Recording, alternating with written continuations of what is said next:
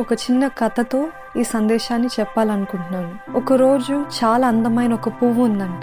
ఆ పువ్వు దేవుని యొక్క మంచితనాన్ని అనుభవిస్తూ, ఆయన పంపించే ఎండలో వానలో ఆనందిస్తూ సంతోషంగా ఎదిగేదంట. అయితే ఆ దేశంలో చలికాలం మొదలైంది. మంచు కురవడం ప్రారంభించింది. మంచు ఆ పువ్వు రేకులపై పడటం ప్రారంభించి ఆ పువ్వుకి చాలా చలేసింది. ఇంకా ఎండ పడటం ఆగిపోయేసరికి ఆ పువ్వు ఏడవటం మొదలు పెట్టింది. దేవా, నన్ను చంపడానికే వదిలేసావా? నన్ను మర్చిపోయావా? నన్ను వదిలేసావా? ఇంత చలితో బాధపడుతుంటే నువ్వు నన్ను పట్టించుకోవట్లేదేంటి? ఇంత చలితోటి నేను ఏడుస్తూ ఉంటే నువ్వు నా వైపు చూడట్లేదేంటి అని సనగటం ప్రారంభించింది. అయితే అదెంతగా సనిగినా దేవుడు దానికి జవాబు ఇవ్వలేదు. ఎంతగా ఏడ్చినా దేవుడు దానికి ఎటువంటి సమాధానం ఇవ్వలేదు. కొన్ని రోజుల తర్వాత ఆ చలికాలం అయిపోయింది. సూర్యుడు మళ్ళీ ప్రకాశించడం మొదలు పెట్టాడు. దానిపైనున్న మంచంతా కరిగిపోసాగింది. సూర్యుని ఒక గొప్ప వెలుగు పొందుకుంటూ మళ్ళీ సంతోషంగా ఆనందంగా దేవుని స్తుతించడం ప్రారంభించింది. అయితే మీరు ఇక్కడ గమనించాల్సింది ఏంటంటే, చలికాలం అనేది తాత్కాలికమైనది.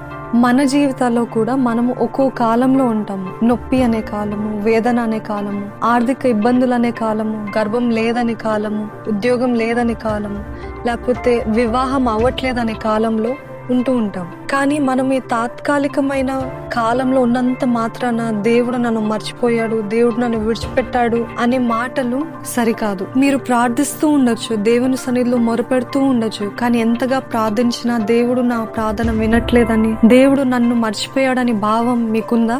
ఈ లోకపు ఋతువులు ఒక్కసారైనా మార్చడం మర్చిపోని దేవుడు, ఆయన స్వరూపంలో చేయబడిన మనము, మన పరిస్థితి, మన కష్టము మర్చిపోవడము సాధ్యమా? అయితే ఆయనకు తెలుసు రాబోయే కాలంలో దేవుడు ఎన్ని గొప్ప కార్యాలు మన పట్ల చేయబోతున్నాడు. దేవుడు మౌనంగా ఉన్న పరిస్థితి బైబిల్లో అనేకమైన విశ్వాస వీరుల జీవితాల్లో కూడా మనం చూస్తున్నాం.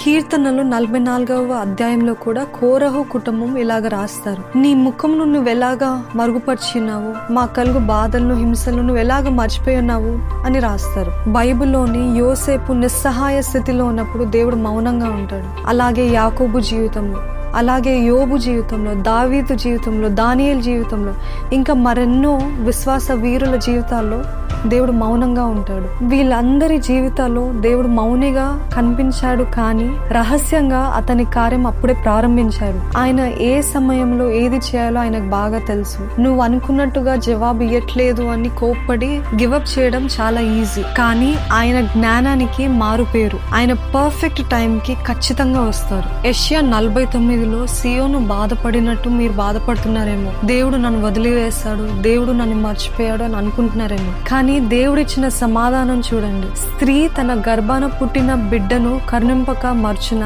ఒకవేళ తనైనా మర్చునేమో గాని నేను నిన్ను మరువను. ఎంత ఓదార్పు మాటలు గమనించారా? ఈ రోజు మీకు ఒక విషయం జ్ఞాపకం చేయాలనుకుంటున్నాను.